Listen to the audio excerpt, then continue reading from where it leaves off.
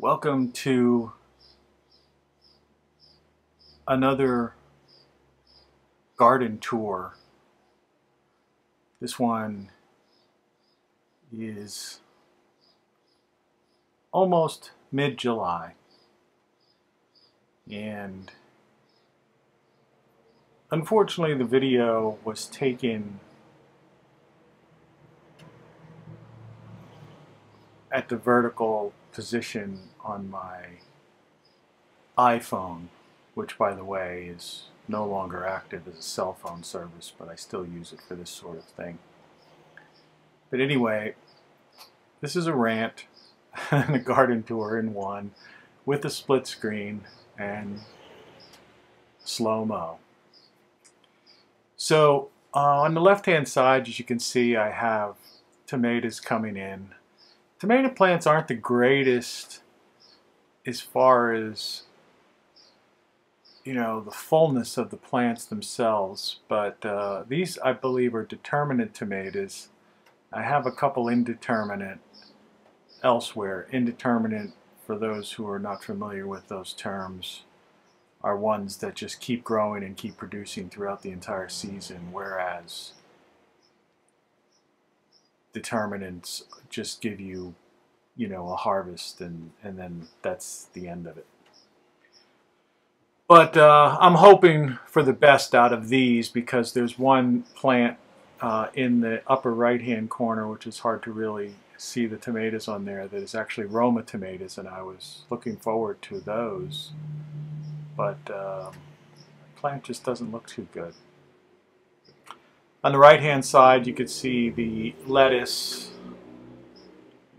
and Swiss chard to the upper right, and some peppers towards the bottom,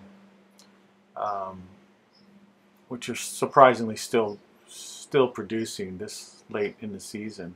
This is, on the left, is some mint, wild mint, that when I bought this house about 5 years ago, that was like the one thing that was growing wild. Of course, none of this whole garden I created and built out, but that was like growing against the fence. I just finished doing a bunch of weeding around these stones that I placed here in between the raised beds. It was crazy because it's been raining so much. Still getting parsley, surprisingly, too, for this late in the season. This had bolted once, this plant, but for some reason it seems to have rejuvenated itself.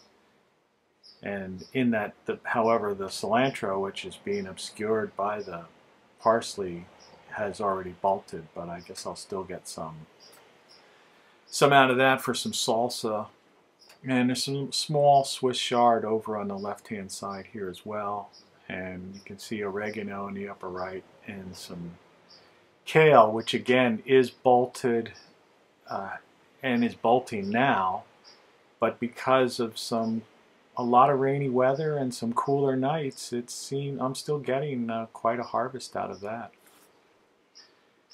So you know, it kind of gets us to where we can start talking about things. You know, I'm really annoyed with what seems to be going on right now all around the world and even in the country itself. This idea of the media not dealing with the truth, telling the truth about things, or withholding things and just focusing on sensational issues that I guess, you know, they can try to hold on to eyeballs so they could make more advertising revenue. Meanwhile, big issues of the day, you know, seem to be just being ignored. And when I say big issues, to me, the only big issues are issues affecting our quality of life, people, humans, not politics or any of that stuff. None of the things that affect the selfish things, the divisiveness, the stuff that's you know, that can people want to latch on to and pick sides on, and the media and the politicians can play people against each other and they're so busy doing that that that the government and the global corporations can get away with crazy things, such as like 5G, for example. I've been hearing some horror stories about 5G. G stands for gigabyte internet, I guess. And that 5 is basically the low part of the scale. This could go up into the double digits. So they're saying it's 5G, but they could well push it to 10G or 20G. And of course, if you're unfamiliar with this, the selling point is that they're saying, oh, we're going to bring this to rural America. The Internet of Things will be, fully realized. People will have tremendously faster download speeds. This, that, the other. But in order, well, first of all, fast internet is already, the technology is already available. And if they wanted, all they have to do is expand that to rural areas. And they don't need 5G to do that, because 5G is going to cost billions of dollars in new infrastructure in order to bring this to everywhere, including urban areas as well as rural areas. It's not like the traditional cell phone towers where, you see those, off on a hill somewhere and fairly distant from one another. Well, 5G requires that it's in closer proximity to where it's being used, meaning that they almost have to put these on like every block, and in city areas where there's a lot of buildings, like, they're talking about on light poles and parking meters. I mean, it's crazy. A very intrusive technology. The problem with it is that where already the media is hiding from us that there's tremendous amount of danger and radiation exposure to these cell signals as they are now with 3G, 4G. But 5G takes that to a whole new level, almost exponentially. And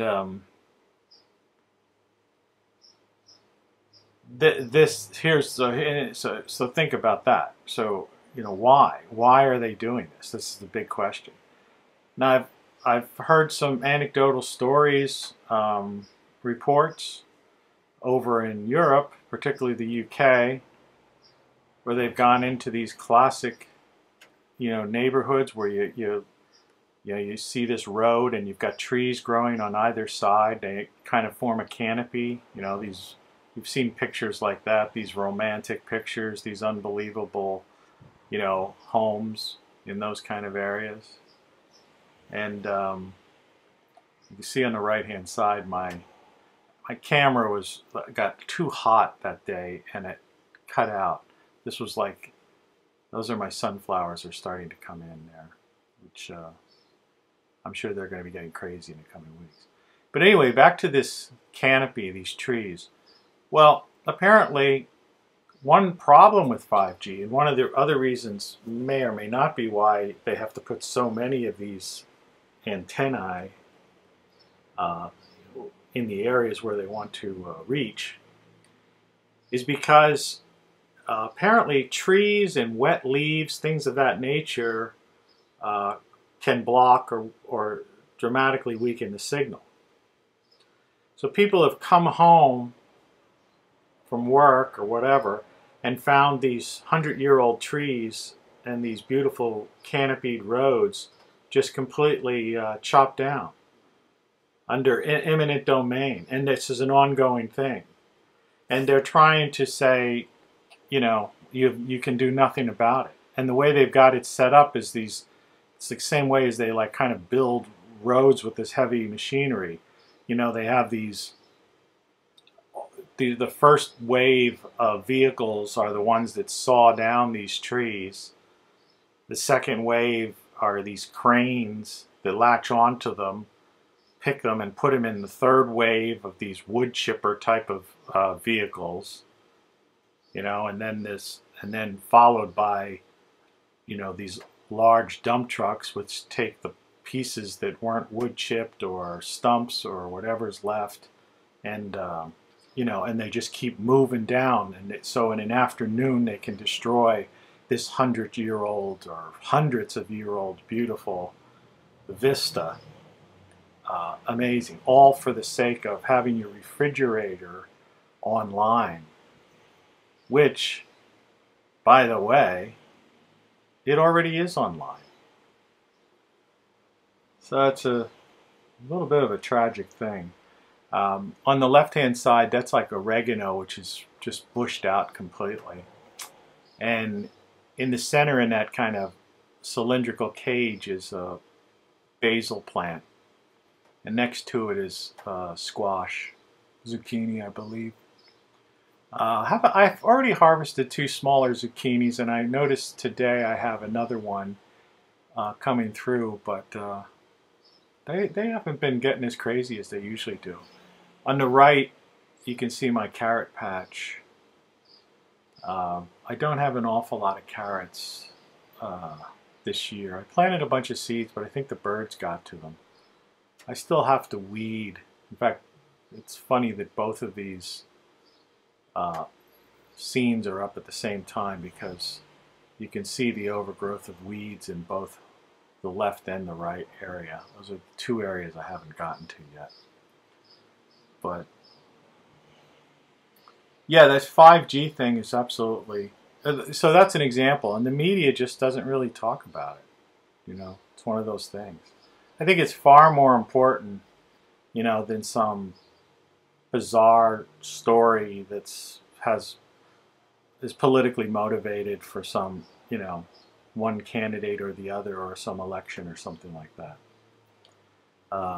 And by the way, 5G is being pushed by both the Republicans and the Democrats. So it's, you know, this is one of those things where, again,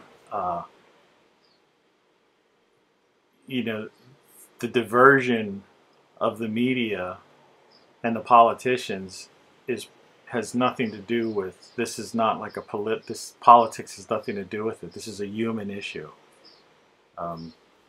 So very, very curious. You know, they use this, when you get into the higher G, so to speak, you know, the military uses this to,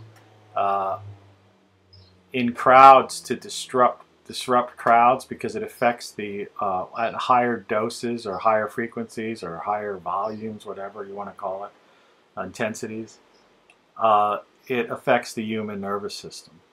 Now, not at 5G level. We would have to be getting up into the double digits.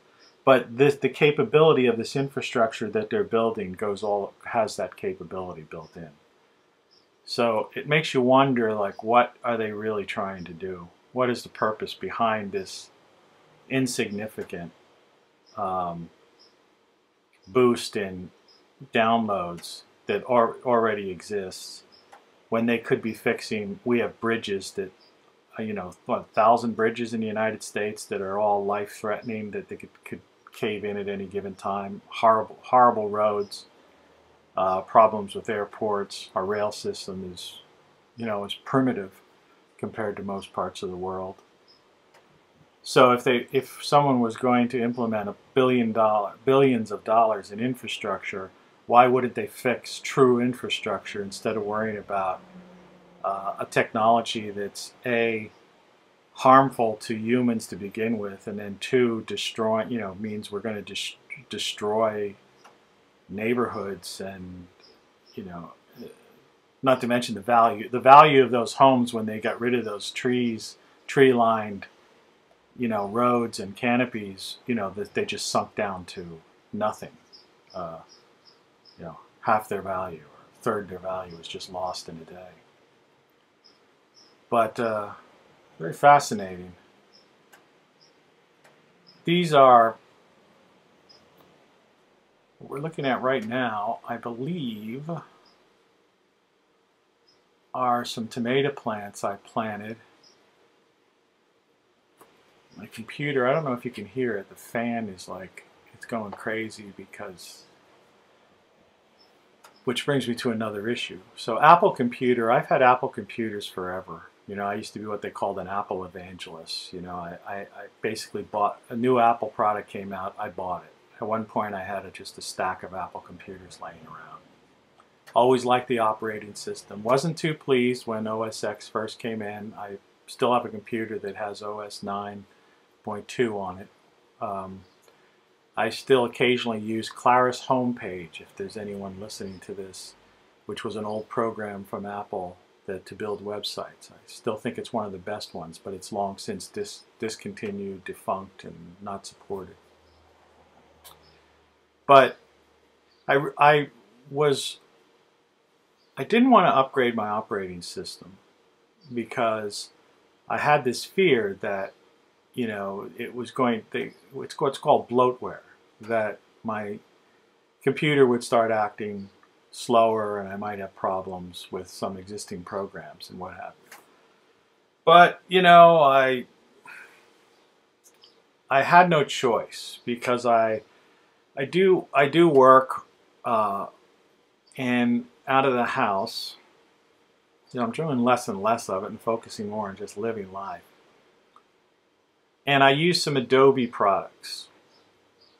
And Adobe has been giving these warnings over the past 6 months to a year to upgrade because their upgrades to their software are not going to be compatible with the older Mac operating system. And now when I say older, I just mean the one previous to the current one, not the ancient ones. So for that reason, I did it. Well, sure enough, it's great. It's got this dark mode, and you know, it looks nice, and all the Adobe stuff works fine. However, everything is slow, and things that I was able to do previously caused my computer to just like totally heat up. You know, and it's obviously why. It's, in other words, editing a video, simple video, just bringing up a photo in Photoshop, doing some basic things. I'm not talking about very high-end, complicated work that I was normally able to just do, and that was it. And now I'm seeing, you know, the time things spin around and delays. I'm opening folders, directories, and it's taking time before the files actually show up. Again, this is from a trillion-dollar company, Apple Computers, Apple now, not even computer, that you know, is producing this bloatware with some new eye candy in it and some features that some of you may think, oh, it's great. You could get, you know, emoji that talk, you know. But for those of us who've been using computers for a longer time and who rely on them for a living, a livelihood, or even for fun, the costs, you know, are just, in other words, if I don't buy a new computer, a new $1,000, $2,000, I mean, to reproduce the system I have now, which apparently is going to be obsolete in the fall, it would probably cost me $5,000. Well, who the hell has $5,000 to spend on a computer that may well be obsolete again in another 18 months or, you know, a couple of years? Not to mention, Adobe requires you to pay $50-some a month extortion fee to use their software. So whereas before you used to just buy software, get the CD, the box, install it, you could use it, upgrade it if you wanted to, whatever, pay a fee for an upgrade. Now you're paying like $600 a year. In 10 years, that's like $6,000 to use software that you probably could have bought and upgraded for a third of that or less, or if you didn't want to even upgrade. I still use some older software that I just never upgraded. Because that's the thing, the deceptive part is, yeah, Photoshop really hasn't changed in the past 20 years. They've just, in fact, you know, there used to be all these really cool plugins, and it was more open, like not so much open source, but people were making all these things. And I used to have all kinds of, I used to love Photoshop. It's like PageMaker. The program never doesn't exist anymore. It's replaced now with InDesign. And I could remember creating, I used to do graphic design work, and sometimes I do technical work for people from, you know, I once designed in a magazine and a catalog, a technical catalog, 200 some pages. And I did that in an old PageMaker program that was about 20 some years old. And I never had any problems with it whatsoever. It was very fast, easy, could save it to PDF or PostScript, do whatever I wanted to. Full use of fonts, you know, photos, graphics, all that stuff. So the question is, why? You know, well, Apple's $1 trillion company. How do you think they made $1 trillion? They create these things that that it's planned obsolescence, like the car companies and the refrigerators. You know, I can remember an apartment I had a while back, a long time. This is before two living areas alone. Now I have a house. I broke down and bought a house 5 years ago. But prior to that, I was renting apartments or houses wherever I was. And in one of my rentals there was one of these old white refrigerators, like you see in these older movies, or like people would consider it retro. It's a big white thing, you know, kind of less rounded corners, and there's a handle on it. You just open it up. Well, anyway, that came with that apartment, and wasn't too long ago. And you know, that worked. Well, that refrigerator was from like the 1960s. That was when it was originally made. It's the same with some old phones. I was collecting these old, you know, old dial phones. And if you hook those up, they still work. And they're like 50, 60 years old too. But when I bought a refrigerator, when I bought this house 4 or 5 years ago, and I went to on the box stores to get a refrigerator, I'd get a refrigerator and a stove. When I was buying the refrigerator, the salesman told me right out, he goes, you know, these things only last about 5 years. You know, he's trying to sell me the insurance or whatever. But I'm like, that's ridiculous. You know, 2 apartments ago, I had a 60-year-old refrigerator. So when I talk about the news, that's what I mean, is that these big international companies that have no loyalty whatsoever to this country or to the people who live in this country, they don't really care about the consumers. Their products, they know how to play with people's minds. You know, a lot of bells and whistles, eye candy. And they charge exorbitant prices, though the cost of raw materials has just simply not gone up. And so, and it's all this technological thing, which is a great contrast to this garden idea. This is my pond coming up. And the water is actually really clear. The bottom looks pretty gnarly, but the water's pretty clear. On the right-hand side, we almost seem like we're frozen on some... I guess that is a...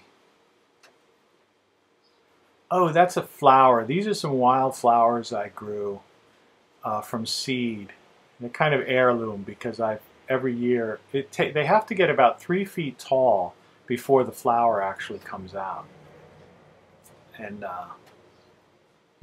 I have them mainly, they're great because the bees are attracted to them, so they're great to attract the pollinators to hopefully pollinate the peppers and tomatoes. But that's what we're looking at on the right-hand side.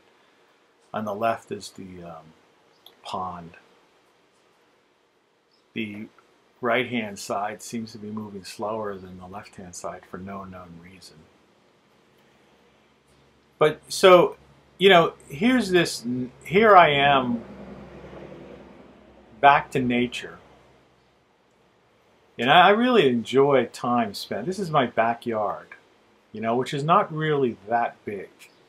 Um, it's long, but by most standards, it's I don't. It's not like it's not no acreage. It's not even an acre. Near an acre. It's not even a half acre. It's just a small backyard, relatively. And I just dug this thing, put in this pond, and the birds go in it. That stick, the birds hop down the stick and take a drink or wash themselves. It's overcast today, but that thing that's coming into view now, that little black circular thing, that's a fountain, solar fountain. And I have a solar pump that oxygenates the water as well. But you take, on a nice day, I sit back, and you'll see my chair and the area where I do that in a little while. And I'm surrounded by, I've got rabbits, dozens and dozens of birds. A chipmunk comes up to me, I feed it a peanut. It almost takes the peanut out of my hand.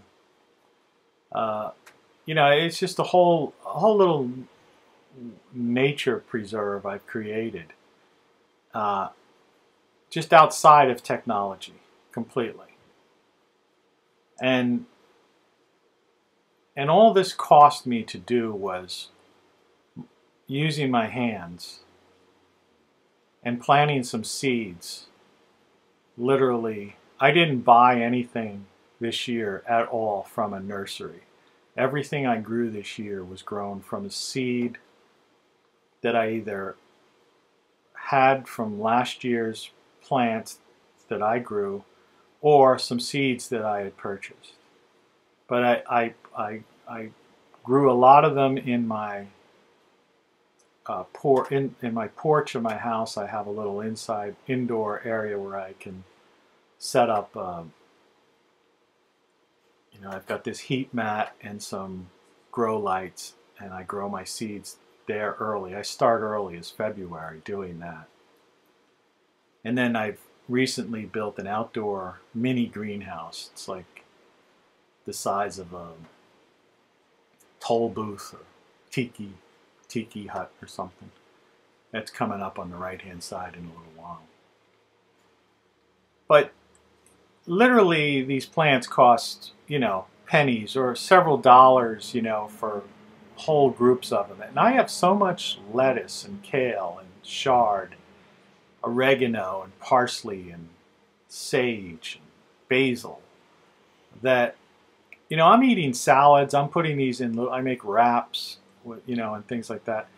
I can't eat this. I give some away to my neighbors, and I still have so much food that when I go to the grocery store, the only thing I really end up buying is like salad, some fancy salad dressings or things of that nature, because condiments, because I'm growing all my food. But when you're back here and it's a nice day, even a rainy day, it's okay. I sit on this lounge chair on this little area with this indoor-outdoor rug I set up next to my mini greenhouse. I've got some outdoor speakers so I could listen to, whatever, music that I have. And I still listen even to CDs. I moved my old CD player back into it's like a garage I use as a workshop. And so I have 100, I must have hundreds, maybe 200 CDs, I don't know. And, basically party CDs, the old party tape idea. And I could just, again, older tech, I could sit here listening to great songs, or listen to nothing and just hear the sound when that fountain is going, and the birds chirping, breathing really fresh air, soaking up some sun, which is, that vitamin D makes you feel really good.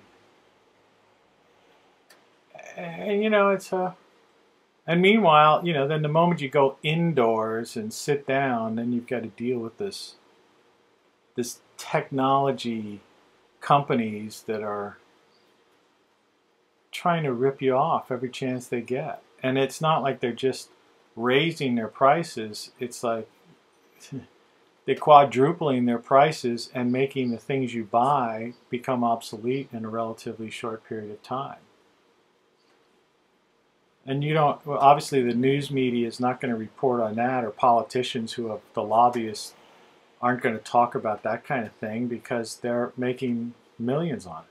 Yeah, did you ever wonder how come every politician, once they get in office on these government salaries, why are they all multi-millionaires? Now, I'm not talking about somebody like Trump who was a billionaire before or something. I mean like everybody. Republicans and Democrats in Congress, you know, all these senators and representatives, they're all like millionaires, you know? But they weren't before, because they do this insider trading. They've got lobbyists figuring ways to channel money from campaign contributions through third parties. It's like all these scandals that go on. You hear a little bit about it, but they never really get into it. And so they're on the take by these big tech companies that, you know, that are pushing for this. And so that's, you know, and the media is getting commercials, advertising. So they're making their mega millions from these same big tech companies. They're selling people, you know, this flawed technology and this bill of goods, stuff that was worked way before. So in this image here on the left, you can see that tiny little miniature solar panel, and that white thing next to the little solar panel is that's a solar top tube that creates a pump. In slow motion, you can't see it, but it's kind of pushing bubbles out in the upper right hand, or in the right hand side of the pond. You can see a little bit of movement there. That's actually air bubbles from that thing. It's all solar powered. I don't have to plug any of that stuff in. And I've had those things for a couple of years. They're really good. They work well. And there's the classic chair next to the mini greenhouse, where I spend many a morning and afternoon in between tending the garden, weeding, and doing all those other sorts of things. It's a great place to hang out. You can see I have some stuff growing in there right now. I've got some extra peppers. There's a wild tomato plant that somehow from last year, because I built this greenhouse this year, somehow grew from under a crack in the, I laid down some gravel underneath the greenhouse, and it's like growing in there. So I just let it. I'm curious to see if I get tomatoes on it. And we're starting to see a little fan spinning here in slow motion. And that fan, because that greenhouse gets to be 100 degrees. I have to keep the door open, and it still gets high. But that fan on the top of the greenhouse, I have this another one of those just little mini solar panels. I mean, the thing, I don't think I spent more than $10, $15 for the thing. And I just hooked it directly to, this was one of these, a battery. I bought this fan for about $5, and it's one of those things that took 2 batteries and you could put it on your desk. You know, I know they have these USB ones. Someone might be familiar with that. But this was a battery operated one, 2 D-size batteries. So I just took the battery area thing off and just placed a hole there with the fan itself and connected the 2 wires that went to the batteries directly to the solar panel. And as soon as the sun's out, the fan goes on. So it's the ideal, you know, setup. That yeah, it's the same. You know, if you had more solar panels, like I always told people, you know, I don't know why more people don't use solar, because if you when it's hottest, that's my cat in the background. When it's hottest, you get the most power out of it. So I don't have it. There's no charge controller or anything, batteries or anything of the sort. This is direct solar. So when the sun comes out, it just sends the volts, direct current, right to the fan, and the fan spins. Again, it's in slow motion, so, but it's obviously a fan. On the right, we're seeing these wild grasses that I let grow up next to the pond, just to give it that feeling of the way it might be in nature. And it's very hard. You can, that little, above that green thing on the right hand side, if you see there's like a little black, you know, something or other, that's the solar panel. It's just a tiny little thing. It's less than a foot long by about 5 inches wide or something like that. It's nothing. And now we're getting into, on this other side, in the distance on the left is one of my zucchini plants, and right here coming to the left is a broccoli plant, which I don't know if I'm going to have any luck with that broccoli or not. My cat's here, so he's a talker, so he's purring right now. We'll see if he feels like he's got to be making comments along with me. So, you know, just so that's like kind of my rant, is that, you know, and yet these same companies that, you know, these big tech companies, because that's really what everything's been taken over by big tech. As if technology is, you know, the ultimate thing. And they've got people brainwashed in this idea. The future is technology. It's like these people like, why haven't, you know, the Fermi paradox, this thing about, you know, how these theories about why haven't we found alien life elsewhere in the galaxy or the universe and stuff like that. Well, all these people, this feeds into, are all looking for judging a society by technology. Well, we've only been at technology, high technology, for like, you know, maybe 100 years we've had technology. A little bit longer if you want to go back to the telegraph and some of that kind of thing. You know, some of the early Tesla and electricity. But, you know, say, you know, 150 years if you want to. You could say a couple hundred years if you want to get back into, you know, railroads and some of this other stuff. But in that short period of time, we've come to this point where we've taken circuitry down to almost nano, you know, levels. And we're approaching a point where we're not going to be able to shrink things down too much more. That's why they're talking about quantum computers and coming up with a whole different paradigm shift in how computing works, because they realize, well, we just can't shrink, you know, these circuitry down anymore. We're going to have to go to a whole different way of doing this thing. And it's almost where, you know, we're approaching biological is the way I look at it. But they're not talking about that. They can say quantum, and so they're thinking about particles and how you know, they can use some of these theories, because even though there's, you know, like IBM announced some kind of computer, they're kind of calling it a quantum computer, but it's not really a quantum computer in the truest sense of the word. But what I'm getting at is, I think technology is going to run its course. You know, you take the human being, for example. We're biological machines. You know, for all well we know, you know, we could be creations. You know, I mean, really. But without getting into something that debatable that, you know, could set some people off, why wouldn't a culture that was, we're only 100, 200 years into kind of technology, so to speak, Why wouldn't a culture that was 500 years, twice or three times maybe older than us, forget about one that might be thousands of years more advanced, older than us, why would they still be using computers, technology, and radios? They're looking for radio signals with SETI and stuff.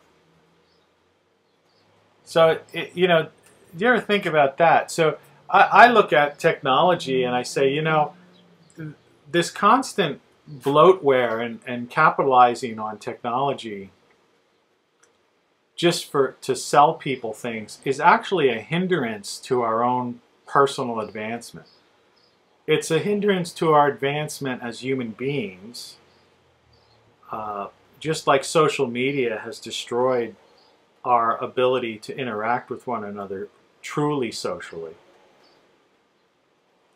And likewise, ththese people that believe, oh, we're going to download our brains to a machine, and no, I think I spoke of this earlier, but never like thought through, well, what happens if there's a power failure or a big solar flare or something like that? Your so-called immortality isn't going to be, you're going to get wiped out by a magnetic storm. And again, when you have people like Einstein and Da Vinci that have proven that the human brain is capable of far more, and instead of us exploring ways to make humans more humans, Einsteins, and beyond Einsteins, we're saying, oh no, we have to adopt technology to approach those levels. But again, you don't hear people talk about any of this kind of stuff. That's my apple tree in the distance with that black little square thing around it, which is now taller than I am. I planted that from a seed last year. So across the board, I still believe, humans are resourceful people. The Romans with their aqueducts and water, earlier cultures, agriculture. Hell, to me, the indoor toilet plumbing is probably one of the best, advancements in history. I mean, up until 100 years ago, there were still people using outhouses. And oddly enough, a lot of these homesteaders now are using outhouses, which kind of cracks me up. I like the homestead idea, but I'm not going to give up my toilet, man. On the right-hand side is the yellow this is bolted lettuce. I've left this here because it's one of the few flowers, and you can see that, I believe in this picture, I don't know if I captured it or not because I was having camera trouble that day, but there was a bee, a honeybee. I think it's at the top, maybe not. There he is in slow motion. You see him? Yeah. So he's gone. That was the end of, that's when the camera died. I really wanted to get more of him, and it kind of just sped up at that point for some reason because my battery was dying. Underneath that little, on the left, that white cloth thing, there's some kale. And kale is a cool weather crop, so I get a lot of sun in that spot. So I'm trying to nurture that kale so that I have kale growing in September, October, into November. And then that plant will, kale, you get 2 years out of kale. So I'll have that, probably that whole raised bed here will be kale. And I've got on the right hand side, there's some bell peppers on the lower right. And I've got a bag of mulch there, which I just honest show you as it is, because I'm trying to deal with all these weeds that are coming up everywhere, so I have to remulch in a lot of areas. Those are some more of those flowers I was talking about for the pollen. And you can see weeds on the left-hand side, or on the side of that by the hose. I just, any crack or crevice is just was totally created, filled with weeds. I got an awful lot of string beans and peas this year, and they trellised up pretty high here on the right-hand side. And this is the first year I really got a lot of peas, and got them the trellis. Usually, so I was really pleased. In fact, this is one of my best garden years. Right? And there's the cat talking. So, yeah, so not only do they overcharge us for all this technology and everything is obsolete, but they've got everybody into this idea that it's the do-all, end-all, it's the ultimate savior of civilization, when I really don't think so. I think that an advanced culture will be like, Einstein squared with long lifespans. And, that'll be totally human. And I've talked about this before, but if I don't get a lot of viewers for some reason, or unless they're just take them away every time somebody watches it. But for the sake of it, if you've never heard this before, it's this idea of these savants that could, look at a phone book, the New York City phone book, once and have total recall of every name, address, and number in it, or read, a 1,000-page book, novel, or whatever, and you can hold it and they'll tell you what's on page 343 in the second paragraph. So we know the human brain is already capable of doing things and accessing information at computer speeds. So why is there not movement in that, and why are we trying to deceive people into believing that AI is better, when AI, as most people have come out, serious people who've discussed about it, say it's problematic, in so many ways. The idea of turning everything over to AI systems. I see already so many flaws. You can see on the right the trellised peas going up. And on the left, this little small box, which has got all this lettuce all crowded together. I planted that. That was like, I have an old window, glass storm window that I put over top of that box. It's made to fit that.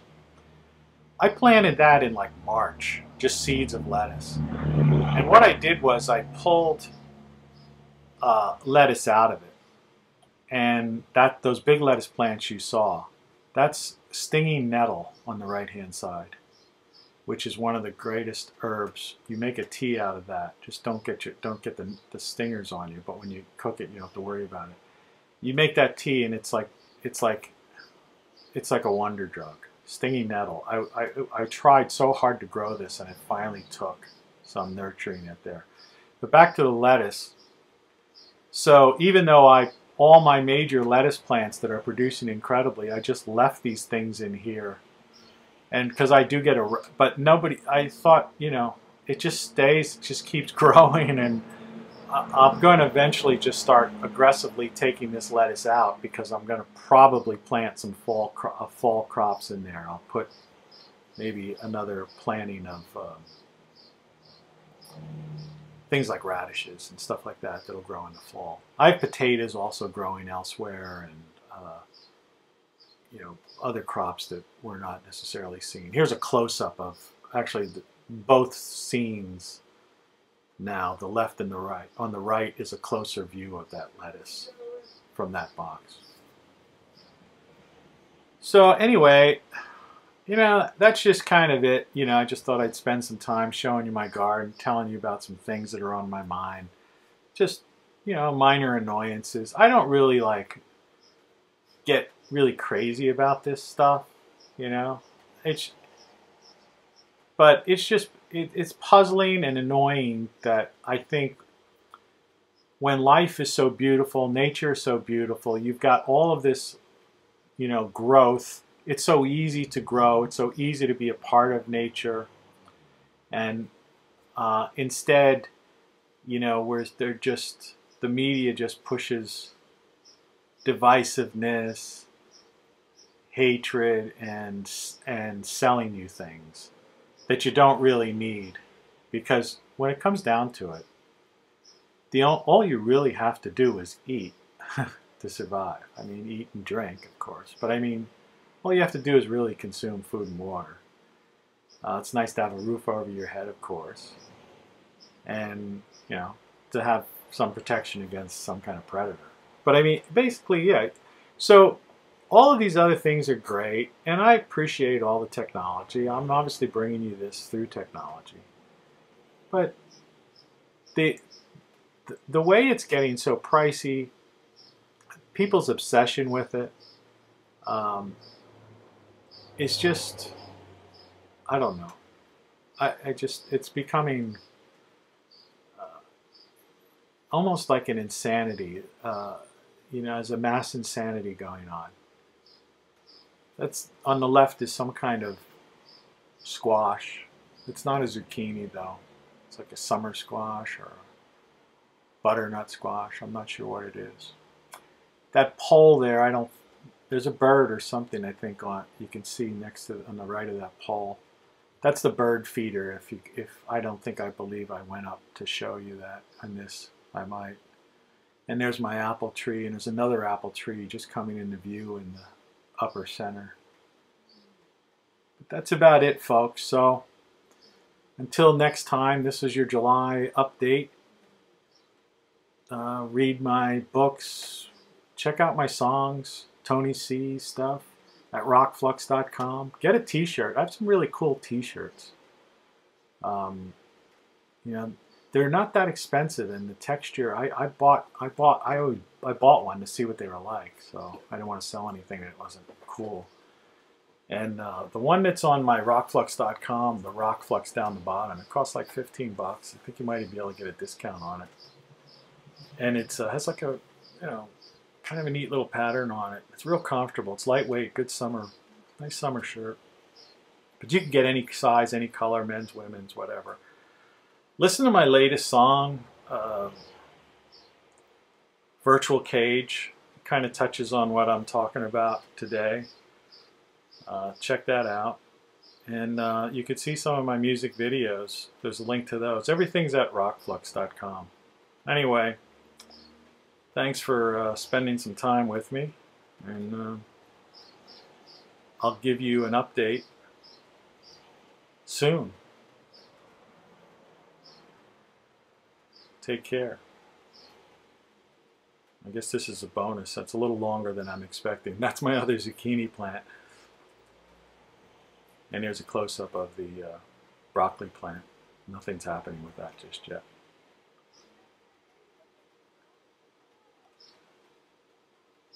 So again,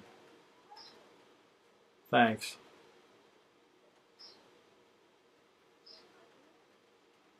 We'll end with the 2 or 3 seconds of the sunflower, I believe, is coming up. And I got a noisy neighbor outside.